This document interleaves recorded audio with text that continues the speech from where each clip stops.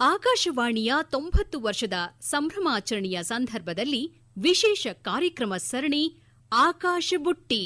ಆಕಾಶದೀಪವು ನೀನು, ನಿನ್ನ ಕಂಡಾಗ ಸಂತೋಷವೇನು. ಸಾಹಿತಿ ಹಾಗೂ ಆಕಾಶವಾಣಿ ಕಾರ್ಯಕ್ರಮಗಳ ಸಂಪನ್ಮೂಲ ವ್ಯಕ್ತಿ ಪ್ರೊಫೆಸರ್ ಎನ್ಎಸ್ ಶ್ರೀಧರಮೂರ್ತಿ ಅವರೊಂದಿಗೆ ನಡೆಸಿದ ಸಂದರ್ಶನದ ಮೊದಲನೆಯ ಭಾಗ ಇದೀಗ. ನಿನ್ನ ಕಂಡಾಗ ಸಂತೋಷವೇನು. ಇವತ್ತಿನ ಆಕಾಶ ಬುಟ್ಟಿ ಕಾರ್ಯಕ್ರಮದಲ್ಲಿ ನಮ್ಮ ಜೊತೆಗಿದ್ದಾರೆ ಖ್ಯಾತ ಸಾಹಿತಿ ಮತ್ತು ಅನೇಕ ಕ್ಷೇತ್ರಗಳಲ್ಲಿ ತಮ್ಮದೇ ಆದಂತಹ ಒಂದು ವಿಶೇಷ ಛಾಪನ್ನು ಮೂಡಿಸಿ, ಅದು ಸಿನಿಮಾ ಕ್ಷೇತ್ರ ಆಗಿರಬಹುದು ಅಥವಾ ಪತ್ರಿಕಾ ಕ್ಷೇತ್ರ ಆಗಿರಬಹುದು, ಮಾಧ್ಯಮದ ಯಾವುದೇ ಕ್ಷೇತ್ರಗಳಲ್ಲಾಗಿರ್ಬೋದು, ಅನೇಕ ರೀತಿಯ ವಿನೂತನ ಕಾರ್ಯಕ್ರಮಗಳನ್ನು ಮಾಡ್ತಾ ಮತ್ತು ಸಾಹಿತ್ಯವನ್ನು ಬರಿತಾ ಸಾಕಷ್ಟು ಜನರಿಗೆ ಪರಿಚಿತ ಆಗಿರುವಂತಹ ಪ್ರೊಫೆಸರ್ ಎನ್ಎಸ್ ಶ್ರೀಧರಮೂರ್ತಿ ಅವರು ನಮ್ಮ ಜೊತೆಗಿದ್ದಾರೆ. ಸರ್ ನಮಸ್ಕಾರ. ನಮಸ್ಕಾರ. ಆಕಾಶವಾಣಿಗೂ ನಿಮಗೂ ಬಹಳ ಒಂದು ಅವಿನಾಭಾವ ಸಂಬಂಧ. ಅದು ನಮ್ಮ ಎಲ್ಲ ಕೇಳುಗರಿಗೆ ಬಹುಶಃ ಈ ಹಿಂದೆ ಅನೇಕ ಕಾರ್ಯಕ್ರಮಗಳನ್ನು ಅವರು ಕೇಳಿದ್ರೆ ಅವ್ರಿಗೆ ಗೊತ್ತಾಗತ್ತೆ.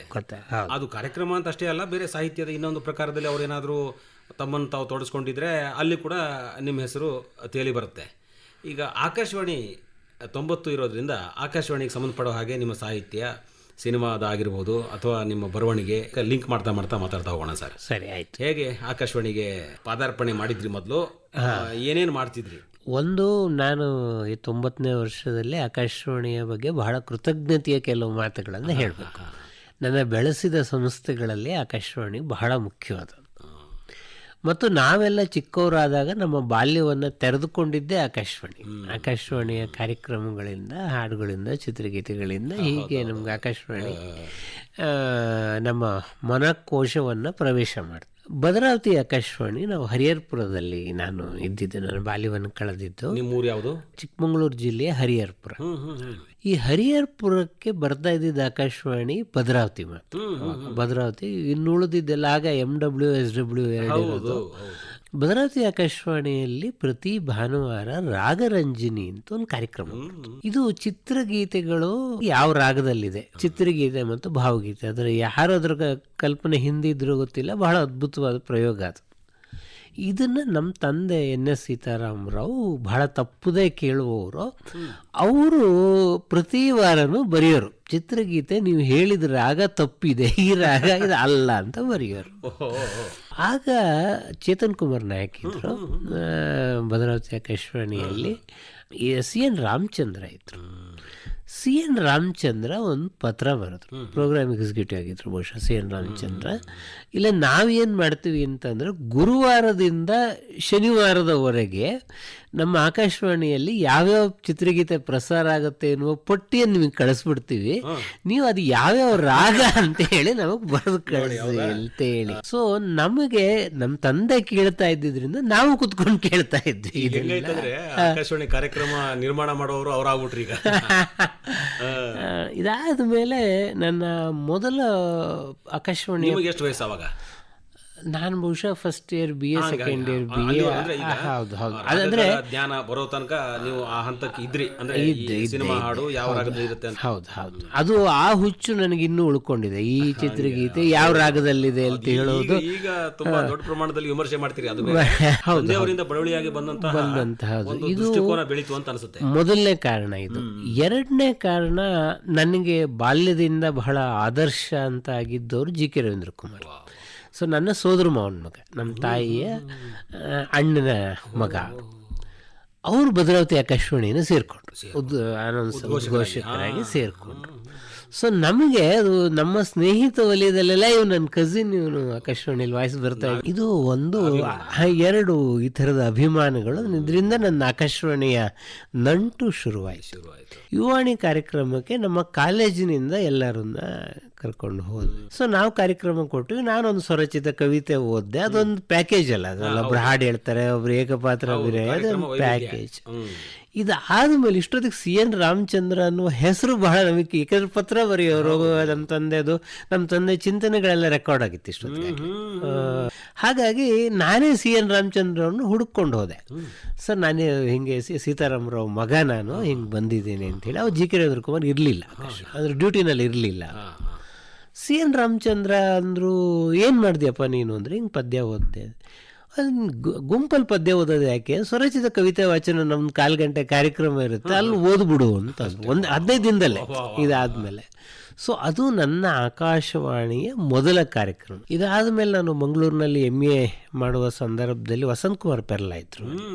ಸೊ ಅಲ್ಲಿ ಕೆಲವು ಕಾರ್ಯಕ್ರಮಗಳು ಹೀಗೆ, ಅದು ಬಹಳ ವಿಶೇಷವಾದ್ದು ಅಂತಲ್ಲ, ಹೀಗೆ ನನ್ನ ಆಕಾಶವಾಣಿಯ ನಂಟು ಆರಂಭ ಆಯಿತು. ಒಂದು ಆಕಾಶವಾಣಿ ಒಂದ್ಸಲ ಒಂದು ನಂಟು ಬೆಳೀತಂದ್ರೆ ಹೌದು, ಅದು ನಂತರ ಅದು ಮುಂದೆ ಇನ್ನೊಂದು ಏನು ಮಾಡಬಹುದು ಅಂತ ವಿಭಾಗದವ್ರ ಜೊತೆ ಚರ್ಚೆ ಮಾಡಿಯೋ ನಾವೇನ್ ಮಾಡಬಹುದು ಅಂತ ನಾವೇ ತಯಾರು ಮಾಡಿ ತಗೊಂಡೋಗೋದ್ಕಿಂತ ಅವ್ರ ಜೊತೆಗೆ ಇನ್ನು ಬೇರೆ ಯಾವ ಕಾರ್ಯಕ್ರಮ ಕೊಡಬಹುದು ಅಂತ ನಾವರ ಕೇಳ್ತೀವಿ, ಅವರೇ ಹೇಳ್ಬಿಡ್ತಾರೆ. ಹೌದು ಹೌದು, ಇದು ಹೀಗೆ ಶುರುವಾಯಿತು. ನಾನು ನನ್ನ ವೃತ್ತಿ ಜೀವನದನ್ನ ಹಿಡ್ಕೊಂಡು ಬೆಂಗಳೂರಿಗೆ ಬಂದೆ.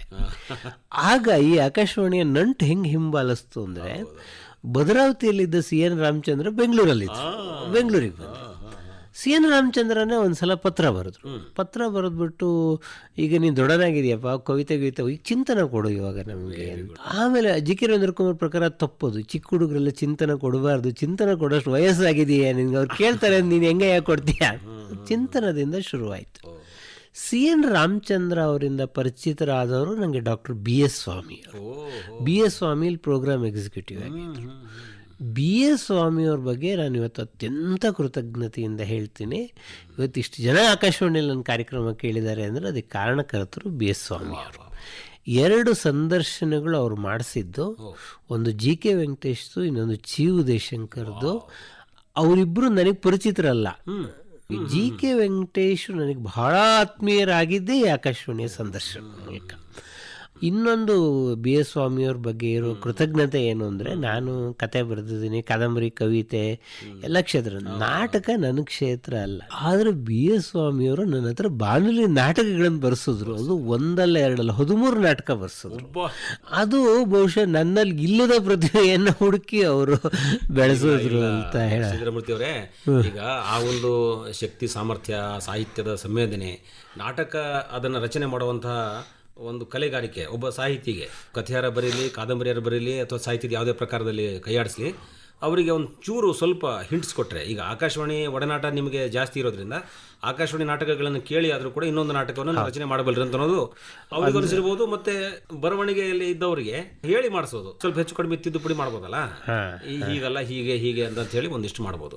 ಇನ್ನೊಂದು, ನಾವು 1998-99 ಈ ಸುಮಾರಿಗೆ ಕರ್ನಾಟಕ ಚಿತ್ರರಂಗದ ಇತಿಹಾಸ ಬರೀಬೇಕು ಅಂತ ಒಂದು ಪ್ರಾಜೆಕ್ಟು ವಾಣಿಜ್ಯ ಮಂಡಳಿಯವ್ರು ಇದರಲ್ಲಿ ಚಿತ್ರ ಸಂಪುಟಗಳು, ಕೊನೆಗೆ ನಿಮಗೆ ಒಂದು ಚಿತ್ರದ ಎಲ್ಲ ವಿವರಗಳು ಬರಬೇಕು ಅಂತ ಹೇಳಿ.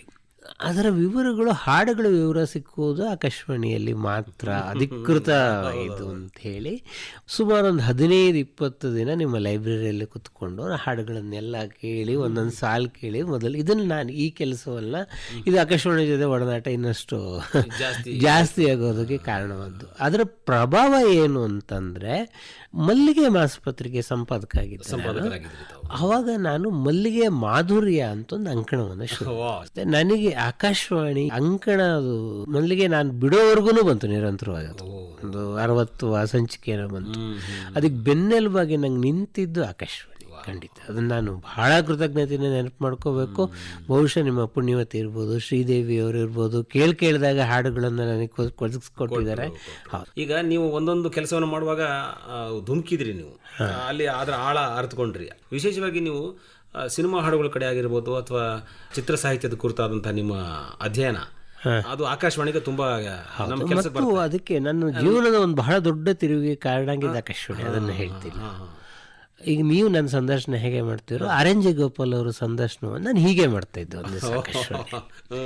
ಅವಾಗ ಒಂದು ಪ್ರಶ್ನೆ ಬಹಳ ಸಹಜವಾಗಿ ಒಂಥರ ಕೆಣಕುವ, ಕಾಡುವ ಪ್ರಶ್ನೆಗಳನ್ನೆಲ್ಲ ನಾನು ಹೇಳಿದೆ, ಮೈತ್ರಿಯ ವೀಣೆ ಮಿಡಿದ ಮಧುರ ತಾನಕ್ಕೆ ಹಾಕಿದೆ ನೀ ಅನುರಾಗದ ರಾಗಮಾಲಿಕೆ. ಸರ್, ಎಷ್ಟು ದೊಡ್ಡ ರೂಪಕ ಒಂದು ಚಿತ್ರಗೀತೆನಲ್ಲಿ ಬಂದಿದೆಯಲ್ಲ, ಅದು ಹೆಂಗೆ ಸಾಧ್ಯ ಆಯಿತು ಅಂತ ಕೇಳಿದೆ. ಸೊ ಜಯಗೋಪಾಲ್ ಹೀಗೆ ಎದುರುಗಡೆ ಕೂತ್ಕೊಂಡಿದ್ದಾರೆ. ನೀವು ಪೊಯಿಟಿಕ್ಸ್ ದೃಷ್ಟಿಯಿಂದ ಮಾತಾಡ್ತಾ ಇದ್ದೀರಾ, ಚಿತ್ರಗೀತೆಯ ಪೊಯಿಟಿಕ್ಸ್ ಬೇರೆ. ನಾವು ಯಾರು ಚಿತ್ರಗೀತೆಗೆ ಒಂದು ಪೊಯಿಟಿಕ್ಸ್ ಇರುತ್ತೆ ಅಂದರೆ ವಿ ನೆವರ್ ಥಾಟ್. ಅದು ನನಗೊಂದು ಬಹಳ ದೊಡ್ಡ ಸಂಗತಿ, ಇದೇ ಸ್ಟುಡಿಯೋದಲ್ಲಿ ಆ ಘಟನೆ ನಡೆದಿದ್ದು. RNJ ಗೋಪಾಲ್. ನಾನು ಕೂಡಲೇ ಇಂಟರ್ವ್ಯೂ ಆದ ಕೂಡಲೇ ಅಲ್ಲಿ ಹೊರಗಡೆ ಹೋಗಿ ಕುತ್ಕೊಂಡು ಕೇಳಿದೆ, ಸರ್ ಏನು ಚಿತ್ರಗೀತೆ ಪೊಯಿಟಿಕ್ಸ್ ಅಂದ್ರಲ್ಲ, ಏನು ಹಂಗಂದ್ರೆ ಅಂತೇಳಿ. ಅವ್ರಂದ್ರು, ಅಲ್ಲಪ್ಪ, ಒಬ್ಬನು ಒಂದು ರಾಗವನ್ನು ಇಟ್ಕೊಂಡು ಅದಕ್ಕೊಂದು ಮೀಟರ್ ರೆಡಿ ಮಾಡಿರ್ತಾನೆ, ನಿರ್ದೇಶಕ ಅದಕ್ಕೊಂದು ಸಿಚುವೇಶನ್ ಕ್ರಿಯೇಟ್ ಮಾಡಿರ್ತಾನೆ. ಸೊ ಅಲ್ಲಿ ಒಂದು ಕ್ಯಾಮ್ರಾ ಫ್ರೇಮ್ ಇರುತ್ತೆ, ಇಷ್ಟುದ್ದ ಕ್ಯಾಮ್ರಾ ಹೋಗುತ್ತೆ, ಅದು ನಂಗೆ ಗೊತ್ತಿರುತ್ತೆ. ಅಥವಾ ನಾನೇ ಡೈರೆಕ್ಟರ್ ಆದ್ರೂ ಅಂತ ನಂಗೆ ಭಾಳ ಕ್ಲಿಯರಾಗಿ ಗೊತ್ತಿರುತ್ತೆ. ಆಮೇಲೆ ಮ್ಯೂಸಿಕ್ ಡೈರೆಕ್ಟರ್ ಒಂದು ಟ್ಯೂನ್ ಕೊಟ್ಟಿರ್ತಾನೆ, ನಂಗೆ ಇಷ್ಟುದ್ದ ಟ್ಯೂನ್ ಕೊಟ್ಟಿರ್ತಾನೆ, ನಾನು ಅದನ್ನು ಫಿಲ್ ಮಾಡಬೇಕು. ಅದರಿಂದ ನೀವು ಏನು ಇಮೇಜ್ ಅಂತ ಹೇಳ್ತಾ ಇದ್ದೀರಿ ಅದು ಆ ಪ್ಯಾರಾಮೆಟ್ರಿಕ್ ಸಂಬಂಧಪಟ್ಟಿದ್ದು. ಕವಿತೆ ಬರೆಯುವಾಗ ಇದು ಬರಲ್ಲ, ನೀವು ಎಲ್ಲಿ ಬೇಕಾದ್ರೆ ಇಮೇಜ್ ಸ್ಟಾಪ್ ಮಾಡ್ತೀವಿ. ಉಪೇಂದ್ರ ಕುಮಾರ್ ನನಗೆ ಅಷ್ಟುದ್ದ ಕೊಟ್ಟಿದ್ರು ಅಲ್ಲಿ ಟ್ಯೂನನ್ನು, ನಾನು ಅಷ್ಟುದ್ದ ಇಮೇಜನ್ನು ಬರೆದೆ ನಾನು. ಸೊ ಇದೊಂದು ಸಂಕೀರ್ಣ ಕಲೆ ಅಂತಂದ್ರೆ ಅದು ನನಗೆ ಚಿತ್ರಗೀತೆಗಳ ಚಾರಿತ್ರಿಕ ಅಧ್ಯಯನ, ನಂದು ಏನು ಫೆಲೋಶಿಪ್ ಥೀಸಿಸ್ ಬಂತು ಅದಕ್ಕೆ ಕಾರಣ ಆಗಿದ್ದೇ ಈ ಮಾತು.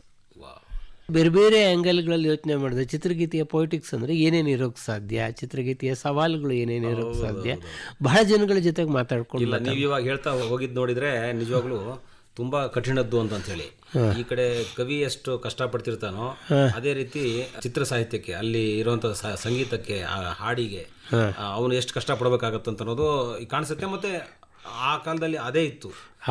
ಸಾಹಿತ್ಯದ ವಿದ್ಯಾರ್ಥಿಗೆ ಸಾಹಿತ್ಯದ ಒಂದು ಸೀಮಿತ ವಲಯದಲ್ಲಿ ನಾವು ಕವಿತೆ ಬಗ್ಗೆ ಚರ್ಚೆ ಮಾಡ್ತಾ ಇರ್ತಿದ್ವಿ.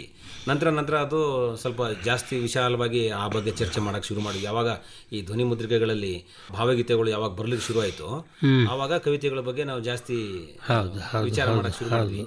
ಸರ್, ತಾವು ಒಂದು ವಿಮರ್ಶಾ ದೃಷ್ಟಿಕೋನದಿಂದ ನೋಡ್ತೀರಿ ಪ್ರತಿಯೊಂದನ್ನು ಕೂಡ. ಈಗ ಹೆಂಗೆ ಹೇಳಿದ್ರು ಹಾಗೆ ಭಾವಗೀತೆಗಳು ಕೂಡ ನಮ್ಮಲ್ಲಿ ಆಕಾಶವಾಣಿಯಿಂದ ನಿರಂತರವಾಗಿ ಪ್ರಸಾರ ಆಗ್ತಾ ಇರ್ತವೆ. ಆಕಾಶವಾಣಿ ಪ್ರಸಾರ ಮಾಡ್ತಾ ಇರೋದ್ರಿಂದ ಭಾವಗೀತೆ ಕ್ಷೇತ್ರನೂ ಜಾಸ್ತಿ ವಿಸ್ತಾರವಾಯಿತು. ಹೌದು. ಮತ್ತೆ ನವಸುಮ ಅಂತ ಒಂದು ಕಾರ್ಯಕ್ರಮ, ಭಾವಗೀತೆ ಆಗಬಹುದು ಅಥವಾ ಸಂಗೀತದ ಯಾವುದೇ ಪ್ರಕಾರ ಆಕಾಶವಾಣಿ ಯಾವತ್ತೂ ಪ್ರೋತ್ಸಾಹ ನೀಡ್ತಾ ಅದನ್ನ ಬೆಳಕಿಗೆ ತರ್ತಾ ಆಡಿಷನ್ ಮೂಲಕವಾಗಿ ಬೇರೆ ಬೇರೆ ಕ್ಷೇತ್ರದಲ್ಲಿ ಮಾಡ್ತಾ ಬಂದಿದೆ. ಈ ಭಾವಗೀತೆ, ಸಿನಿಮಾ ಗೀತೆ ಮತ್ತಿತರ ಈ ಸಂಗೀತದ ಕುರಿತಾದಂತಹ ಕಾರ್ಯಕ್ರಮಗಳು ನಿರೂಪಣೆ ಸಮೇತ ಮಾಡೋದು, ಅವು ಹೆಂಗಿದ್ದು ಸರ್ ಅಲ್ಲಿ? ಮತ್ತೆ ನೀವು ಹೆಂಗೆ ತೊಡಗಿಸ್ಕೊಂಡ್ರ ಅದರಲ್ಲಿ? ಹೌದು, ನಾನು ತೊಡಗಿಸ್ಕೊಂಡೆ. ಇಲ್ಲೂ ನಾನು ಕೆಲವು ದಿನ RJ ಆದಾಗ ಕೆಲವು ಕಾರ್ಯಕ್ರಮಗಳು ಮಾಡಿದ್ದೀನಿ, ರಾಗಾಧಾರಿತ ಕಾರ್ಯಕ್ರಮಗಳನ್ನು ಮಾಡಿದ್ದೀನಿ. ಒಂದು ಬಹುಶಃ ಆಕಾಶವಾಣಿ ಯಾವತ್ತೂ ಮರೆಯಲಾರದ ಶಾಸ್ತ್ರೀಯ ಸಂಗೀತಕ್ಕೆ ಕೊಡುಗೆ ಡಾಕ್ಟರ್ NS ಕೃಷ್ಣಮೂರ್ತಿ ಅವರು, ಮೈಸೂರು ವಾಸುದೇವಾಚಾರ್ಯರ ಮೊಮ್ಮಗ ಅವರು. ಆಕಾಶವಾಣಿಯಲ್ಲಿ ಶಾಸ್ತ್ರೀಯ ಸಂಗೀತವನ್ನು ಅವರು ಬಹಳ ಅದ್ಭುತವಾಗಿ ಬೆಳೆಸಿದ್ದಾರೆ. ಹಾಗೇನೆ ಭಾವಗೀತೆಗೆ ಆಕಾಶವಾಣಿ ಯಾವತ್ತೂ ಮರೆಯಬಾರದ ಹೆಸರು ಪದ್ಮಚರಣ್.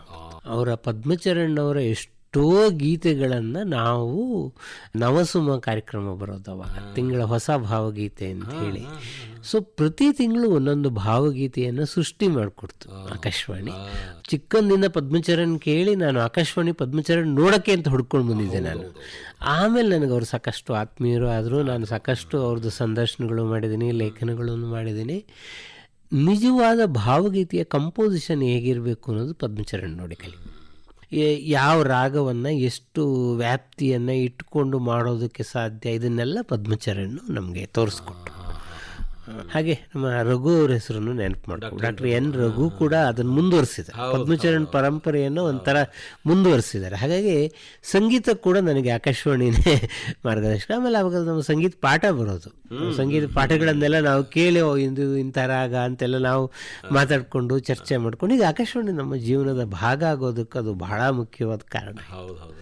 ತಾವು RJ ಆಗಿನೂ ಕೂಡ ಮಾಡಿದೆ ಅಂತಂದ್ರಲ್ಲ? ಇಲ್ಲ, ಇದೇನು ಅಂತಂದ್ರೆ ನೀವು ಹಿಂಗೆ ಆವಾಗ ಬಂದು ಹೋಗೋ ಬದಲಿಗೆ ರೆಗ್ಯುಲರ್ ಕೆಲವು ಕಾರ್ಯಕ್ರಮ ಮಾಡಿ ಅಂತ. ವೃತ್ತಿಯ ಜವಾಬ್ದಾರಿನೇ ಎಲ್ಲ ಕಡೆ ಜಾಸ್ತಿ ಆಗ್ತಾ ಇತ್ತು, ಇಲ್ಲಿಗೆ ಬರೋಕ್ಕಾಗ್ತಾ ಇರಲಿಲ್ಲ. ಬಟ್ ಆಕಾಶವಾಣಿ ಜೊತೆಗೆ ನಾನು ಕೆಲವು ಕಾರ್ಯಕ್ರಮಗಳನ್ನು ಬಹಳ ಮುಖ್ಯವಾಗಿ ನೆನಪು ಮಾಡ್ಕೋಬೇಕು. ಒಂದು FM ರೈನ್ಬೋಗೆ ಮಾಡಿದ ನೆನಪಿನ ದೋಣಿ, MS ಅನುಪಮ ಇದ್ರು. ಸೊ ನಾವು ಹಳೆಯ ಚಿತ್ರಗೀತೆಯ ಜೊತೆಗೆ ಒಂದು ಸಣ್ಣ ಕಥೆಯನ್ನು ಇಟ್ಕೊಂಡು ಮಾಡೋದಕ್ಕೆ ಪ್ರಯತ್ನ ಪಟ್ವಿ. BV ಪದ್ಮಾ ಅವರು ವಿವಿಧ ಭಾರತೀಯ ಕಾರ್ಯಕ್ರಮ ಜವಾಬ್ದಾರಿಯನ್ನು ಹೊತ್ತಾ ಇರ್ತಿದ್ರು. ಆಗ ವಿವಿಧ ಭಾರತಿಗೆ 50 ವರ್ಷ ಆಯಿತು. ಒಂದು ವರ್ಷದ ಕಾರ್ಯಕ್ರಮ ಮಾಡೋಣ ಅಂತ ಹೇಳಿ ನಾವು ಸುವರ್ಣ ಚಿತ್ರ ಭಾರತಿ ಅಂತ ಒಂದು ಮಾಲಿಕೆ ಮಾಡಿ 144 ಕಂತುಗಳು ಅದು ಪ್ರಸಾರ ಆಯಿತು. ಮಾಲತಿ ಶರ್ಮಾ ಇದ್ದರು, ಸುಮಾ ಇದ್ದರು, ಮಂಜುಳಾ ಇದ್ದರು, ಬಾಲಸುಬ್ರಹ್ಮಣ್ಯಂ ಇದ್ದರು. ಸೊ ಒಬ್ರಿಗಿಂತ ಒಬ್ಬರು ಒಳ್ಳೆ ಕಾರ್ಯಕ್ರಮ ನಿರ್ಮಾಪಕರೇ. ಸೊ ಆ ಸುವರ್ಣ ಚಿತ್ರ ಭಾರತಿ ಬಗ್ಗೆ ನೆನಪು ಸಿಹಿ ಕಹಿ ಅಂತ ಹೇಳ್ತೀವಲ್ಲ, ಅದು ಎರಡಿದೆ. ಒಂದು ಏನು ಅಂತಂದರೆ ಮಾಲತಿ ಶರ್ಮಾಗೂ ರಾಜ್ಕುಮಾರ್ ಚೆನ್ನಾಗಿ ಗೊತ್ತಿದ್ರು, ನನಗೂ ಅಣ್ಣವ್ರು ಚೆನ್ನಾಗಿ ಪರಿಚಯ ಇದ್ದಿದ್ದರಿಂದ ನಾವು ಸುವರ್ಣ ಚಿತ್ರ ಭಾರತಿಯನ್ನ ನಾವು ರಾಜ್ಕುಮಾರ್ ಅವರಿಂದ ಆರಂಭಿಸೋಣ ಅಂತ ಹೇಳಿ ನಾನು ಮಾಲತೇಶ್ ಶರ್ಮಾ ಹೋಗಿ ಡೇಟ್ ಕೇಳಿದ್ವಿ. ಅಣ್ಣವ್ರು ಏಪ್ರಿಲ್ 16ಕ್ಕೆ ನಮಗೆ ಡೇಟ್ ಕೊಟ್ಟರು. ಏನಾಯಿತು ಅನ್ನೋದು ನಿಮಗೆ ಗೊತ್ತಿದೆ. ಏಪ್ರಿಲ್ 12ಕ್ಕೆ ಅಣ್ಣವ್ರು ನಮ್ಮನ್ನು ಅಗಲಿದ್ರು. ನಾವು ಯಾವ ಮಾಲಿಕೆಯನ್ನು ರಾಜ್ಕುಮಾರ್ ಬಗ್ಗೆ ಮಾತನಾಡಬೇಕು ಅಂತ ಅನಿಸಿದ್ವೋ ನಮಗದು ಮಾಡೋಕ್ಕಾಗಲಿಲ್ಲ ಅಂತ ಹೇಳಿ. ಇನ್ನೊಂದು ರಜತಾಂತರಂಗ ಅಂತ ಬರ್ತಾರೆ. ರಜತಾಂತರಂಗಕ್ಕೆ 2 ಸಿನಿಮಾ ಇತ್ತು. ರಾಜನ್ ಇದ್ರು ಅವಾಗ. ರಾಜನ್ ಏನಾದರೂ ಮಾತಾಡ್ತಾರ ಸಿನಿಮಾಕ್ಕೆ ಸಂಗೀತ ನಿರ್ದೇಶಕರು ಅವರು ಅಂತಂದ್ರು. ರಾಜನಿಗೆ ಫೋನ್ ಮಾಡಿದಾಗ ಕೋವಿಡ್ ಇದು, ಅವರು ಸ್ಟುಡಿಯೋಗೆ ಬರೋಕ್ಕಾಗಲ್ಲಪ್ಪ, ನನಗೆ ನಾನು ಮನೆಯಿಂದ ರೆಕಾರ್ಡ್ ಮಾಡಿ ಕಳಿಸ್ತೀನಿ ಅಂತ ಹೇಳಿದರು. ಸ್ಮಿತಾ ಕಾರ್ತಿಕ್ ಅಂತ ಅವರ ಸ್ಟೂಡೆಂಟ್, ನನಗೂ ಚೆನ್ನಾಗಿ ಗೊತ್ತಿರುವ ಗಾಯಕಿ, ಅವಳು ರೆಕಾರ್ಡ್ ಮಾಡಿ ನನಗೆ ಕಳಿಸಿದ್ಲು. ರಾಜನ್ನೇ ಫೋನ್ ಮಾಡಿದ್ರು. 2 ಸಿನಿಮಾ ಬಗ್ಗೆ ಮಾತಾಡಿದ್ದೀನಿ, ಹೆಂಗೆ ಅನಿಸ್ತು, ಸಾಕ ನಿಂಗೆ, ಬೇಕಾದ್ರೆ ನಾನು ಇನ್ನೊಂದು ನಾಳೆ ಬೇಕಾದ್ರೆ ಕಳಿಸ್ತೀನಿ. ರಾತ್ರಿ 11 ಗಂಟೆಗೆ ನಾನು ಕೇಳಿದೆ, ತುಂಬ ಚೆನ್ನಾಗಿ ಮಾತಾಡಿದ್ದಾರೆ ರಾಜನ್ನು ಅಂತ ಹೇಳಿ ಮೆಸೇಜ್ ಹಾಕಬೇಕು ಅನ್ನೋನು. ರಾತ್ರಿ 11 ಗಂಟೆಗೆ ಪಾಪ ಮಲ್ಕೊಂಡಿರ್ತಾರೆ, ಎಲ್ಲಿ ಮೆಸೇಜ್ ಹಾಕೋದು, ಬೆಳಗ್ಗೆ ಫೋನ್ ಮಾಡಿದ್ರಾಯ್ತು. ಅವತ್ತು ರಾತ್ರಿ 1 ಗಂಟೆಗೆ ನನಗೆ ಮೆಸೇಜ್ ಬಂತು, ರಾಜನ್ ನಮ್ಮನ್ನು ಬಿಟ್ಟು ಹೋಗಿದ್ದಾರೆ. ಅವರಿಗೆ ನನಗದು ಹೇಳೋಕ್ಕಾಗಲಿಲ್ಲ ಘಟನೆಗಳು, ಅದು ಹೆಂಗೆ ನಮ್ಮ ಜೀವನ ಹೆಂಗೆ ಕರ್ಕೊಂಡು ಹೋಗುತ್ತೆ. ಕೊನೆಗೆ ನಾವು ಈ ಸುವರ್ಣ ಚಿತ್ರ ಭಾರತಿ ಮಾಲಿಕೆಯನ್ನು RNJ ಗೋಪಾಲಿಂದ ಶುರು ಮಾಡೋಣ. ಅವರು ಬೆಂಗಳೂರಲ್ಲಿ, ಅವರು ಆಕ್ಚುಲಿ ಮದ್ರಾಸಲ್ಲಿರೋರು.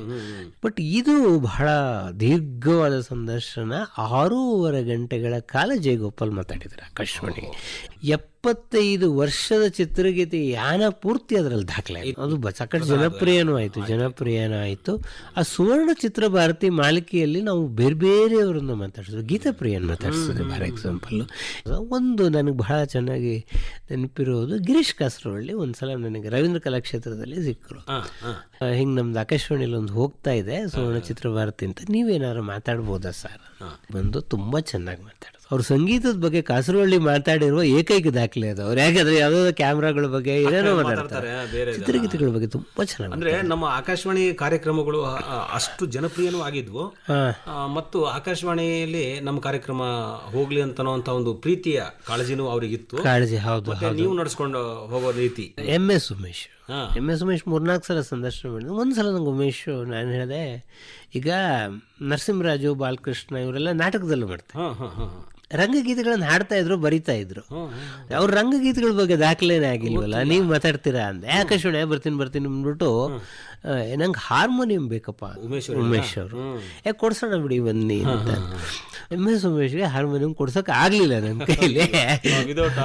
ವಿತೌಟ್ ಹಾರ್ಮೋನಿಯಂ ಮಾಡಿದ್ರು. ಆದರೂ ಅವರು ಬಹಳ ಸಲ ಹೇಳೋರು, ಇದು ಹಾರ್ಮೋನಿಯಂ ಇದ್ರೆ ಹಾಚಿದೆ ಬೇರೆ ಕಾರಣಕ್ಕಾಗಿ ಎಷ್ಟೋ ಕಲಾವಿದರು ತಮ್ಮ ಇನ್ಸ್ಟ್ರೂಮೆಂಟ್ಗಳನ್ನ ತಗೊಂಡ್ಬರ್ತಾರೆ. ಇನ್ನೊಂದು, ನನಗೆ ಅಂಕದ ಪರದೆ ಜಾರಿದ ಮೇಲೆ ನಾಟಕವಿನ್ನೂ ನಡೆಯುವುದೇ ಇದೆಯಲ್ಲ, ಇದಕ್ಕೆ ಸಂಬಂಧಪಟ್ಟ ನನ್ನ ಘಟನೆ ಆಕಾಶವಾಣಿಗೆ ಸಂಬಂಧಪಟ್ಟಿದ್ದೆ. GK ರವೀಂದ್ರ ಕುಮಾರ್ನ ನಾನು ಕೊನೆಯ ಸಲ ಭೇಟಿ ಮಾಡಿದ್ದು ಇದೇ ಆಕಾಶವಾಣಿಯ ಅವರ ಚೇಂಬರ್ನಲ್ಲಿ. ಇದು ಕುರಾ ಸೀತಾರಾಮ ಶಾಸ್ತ್ರಿಗಳ ಜನ್ಮ ಶತಮಾನೋತ್ಸವ, ನಾವೊಂದು ಕಾರ್ಯಕ್ರಮ ಮಾಡೋಣ. ಸೊ ನಿಮಗೂ ಗೊತ್ತಿದೆ, GKR ಮಾಸ್ಟರ್ ಪ್ಲಾನ್. ಹೌದಾ, ಈ ಹಾಡು ಹಾಕೊಳ್ಳ, ಇಂಥವ್ರನ್ನ ಮಾತಾಡ್ಸೋಣ. ಅವ್ರು ಅಲ್ಲೇ ಪ್ಲಾನಿಂಗ್ ಶುರು ಮಾಡಿಬಿಟ್ರು. ಅವರು ಮಾಡಿಬಿಟ್ಟು ಆಕಾಶವಾಣಿಯ ಗೇಟ್ವರೆಗೂ ನನ್ನ ಜೊತೆಗೆ ನಡ್ಕೊಂಡು ಬಂದರು. ಹೇಳಿದ್ರು, ನೋಡೋ ಪ್ರೋಗ್ರಾಮ್ನ ಹೆಂಗೆ ಎಂಡ್ ಮಾಡೋಣ ಅಂತಂದರೆ, ಅಂಕದ ಪರದೆ ಜಾರಿದ ಮೇಲೆ ನಾಟಕವನ್ನು ಉಳಿದಿಹುದೇ ಅಂತ ಎಂಡ್ ಮಾಡೋಣ ನಾವು ಕಾರ್ಯಕ್ರಮನ ಅಂತ ನಾನು ಹೇಳ್ತಾ ಇದ್ದೀನಿ. ಅದೇ ರವೀಂದ್ರ ಕುಮಾರ್ ನನ್ನ ಜೊತೆಗೆ ಆಡಿದ ಕೊನೆಯ ಮಾತು. ಅದು ನನಗೆ ಈ ಸಾಲಿದೆಯಲ್ಲ, ಅದು ಬಹಳ ಹಾಂಟಿಂಗ್. ಈ ಆಕಾಶವಾಣಿಯ ನೈಜ ಘಟನೆಗಳ ಜೊತೆಗೆ ತಾಳೆ ಆಗ್ಬಿಡ್ತವೆ ಒಂದೊಂದು ಭೇಟಿ, ಹೀಗೆಲ್ಲ. ಆಕಾಶವಾಣಿಯಲ್ಲಿ ಸರ್ ದೊಡ್ಡ ದೊಡ್ಡ ವ್ಯಕ್ತಿಗಳು ಅವ್ರನ್ನೆಲ್ಲ ನೀವು ಸಂದರ್ಶನ ಮಾಡ್ತಾ ಹೋಗಿದ್ದೀರಿ. ಸಾಹಿತಿಗಳ ಜೊತೆಗೆ ಅಥವಾ ಚಿತ್ರ ತಾರೆಯರ ಜೊತೆಗೆ ಸಂದರ್ಶನ ಮಾಡ್ಬೇಕಂದ್ರೆ ಅಲ್ಲಿ ಒಂದಿಷ್ಟು ಸ್ವಲ್ಪ ಜಾಸ್ತಿ ಅಧ್ಯಯನವೋ ಅಥವಾ ಬರವಣಿಗೆಯೋ ಇತ್ಯಾದಿ ಮಾಡಿದವರು ಇದ್ರೆ ಚೆನ್ನಾಗಿರುತ್ತೆ. ಬೇರೆ ಯಾವ್ಯಾವ ಸಿನಿಮಾ ನಟರು? ನನಗೆ ಅದು ಏನೋ ಗೊತ್ತಿಲ್ಲ, ಆಕಾಶವಾಣಿಗೆ ನಾನು ಯಾವ ಸಾಹಿತಿಗಳದ್ದು ಸಂದರ್ಶನ ಮಾಡಿಲ್ಲ. ನಾನು ಪತ್ರಿಕೆಗೆ ಸಂದರ್ಶನ ಮಾಡಿರೋದು. ಆಕಾಶವಾಣಿಗೆ ನನ್ನ ಕರೆದಿರೋದೆಲ್ಲ ಸಿನಿಮಾದ ಸಂದರ್ಶನ ಮಾಡೋದಕ್ಕೆ. ಅಂದರೆ ಕೆಲವು ಏನು ಕಾರಣಕ್ಕೆ ನಾನು ಕೇಳಿದ್ದೀನಿ 2-3 ಸಲ ಆ ಮಾತುಗಳನ್ನು. ಅನಂತಮೂರ್ತಿ ನಾನು ಮಾತಾಡ್ತೀನಿ, ಅನಂತಮೂರ್ತಿ ಮಾತಾಡೋಕೆ ಯಾರೋ ಇದ್ದಾರೆ. ಆದರೆ ದತ್ತಣ್ಣನ ಆದರೆ ನೀವೇ ಮಾಡಬೇಕು.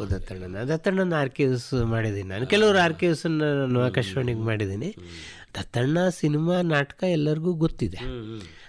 ಆದರೆ ವಾರ್ ಫೀಲ್ಡಲ್ಲಿ 2 ಯುದ್ಧಗಳನ್ನು ಎದುರಿಸಿರೋರು ದತ್ತಣ್ಣ ಒಬ್ಬರೇ ನಮ್ಮಲ್ಲಿ ಲೈವ್ ಎಕ್ಸಾಂಪಲ್. ಅವ್ರು ವಿಂಗ್ ಕಮಾಂಡರ್. ಅವರು 65 ಮತ್ತು 71 ಯುದ್ಧದಲ್ಲಿ ಅವ್ರು ನೇರವಾಗಿ ಭಾಗವಹಿಸಿ ಈ ಅನುಭವಗಳು. ಸೊ ನಮ್ಮ ಆಕಾಶವಾಣಿಯ ಸಂದರ್ಶನ ನಾವು ಇದಕ್ಕೆ ಒತ್ತು ಕೊಟ್ವಿ.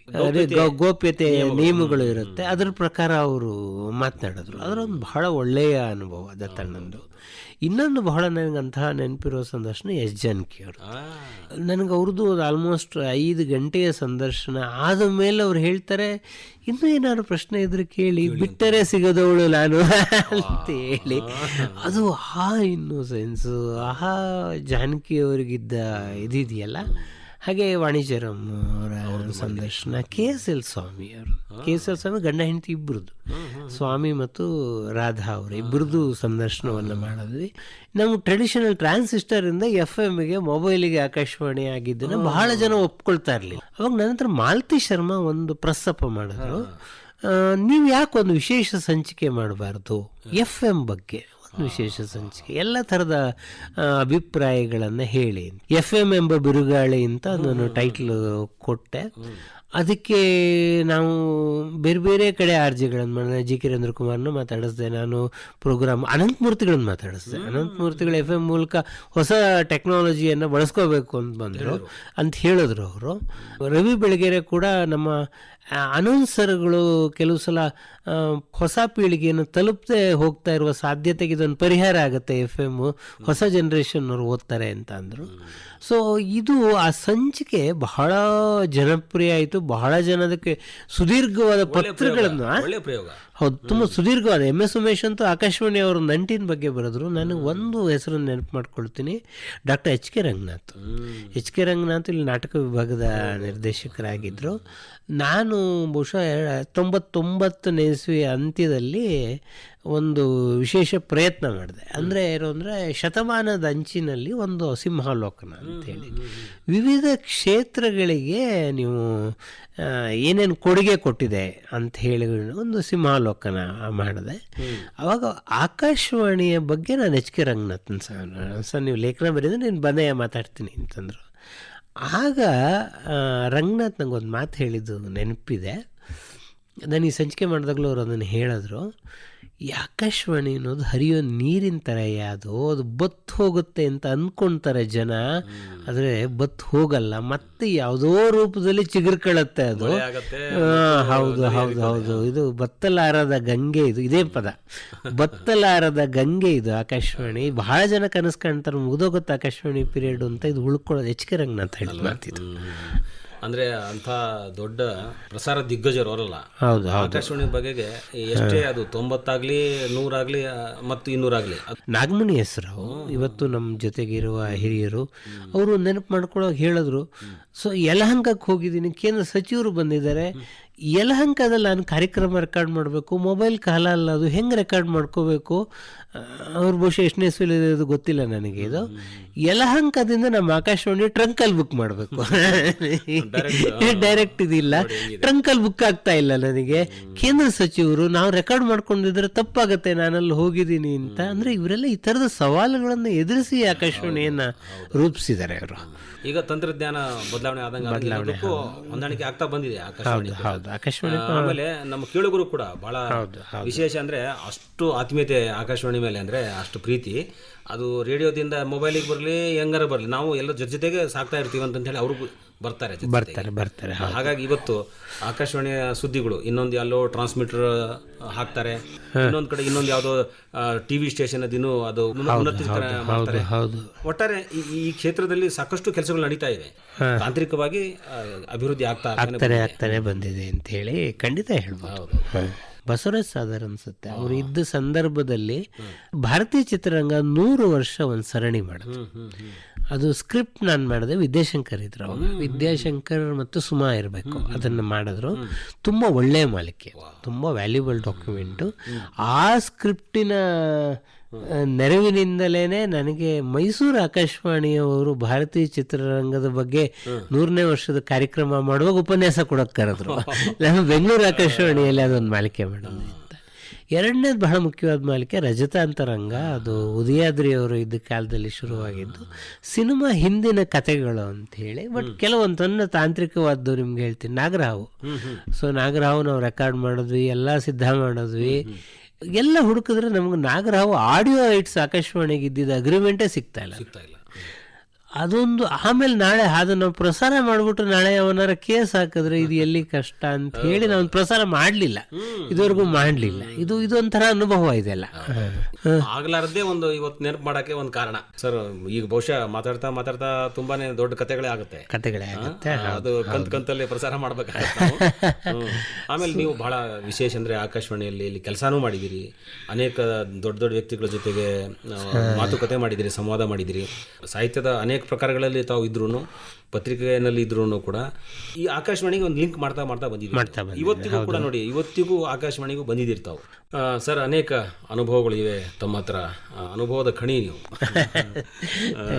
ಭಾಳಷ್ಟು ನಾವು ಮಾತಾಡ್ಬೋದು ಇಷ್ಟು ಕೇಳುಗರ ಜೊತೆಗೆ ನಿಮ್ಮ ಅನುಭವಗಳನ್ನು. ಮತ್ತು ನೀವು ಆ ದಿನಗಳಿಗೆ ಕರ್ಕೊಂಡು ಹೋದ್ರಿ ನೀವು ಅವ್ರನ್ನೆಲ್ಲ. ಬಹುಶಃ ಅವರೆಲ್ಲರೂ ಒಳ್ಳೇದಾಯಿತು, ಶ್ರೀಧರ ಮೂರ್ತಿ ಅವರ ಸಂದರ್ಶನ ಬಹಳ ನಮಗೆ ಯೋಗ್ಯ ಆಯಿತು ಅಂತ ಹೇಳಿ ಅವರು ಹೇಳ್ತಾರೆ.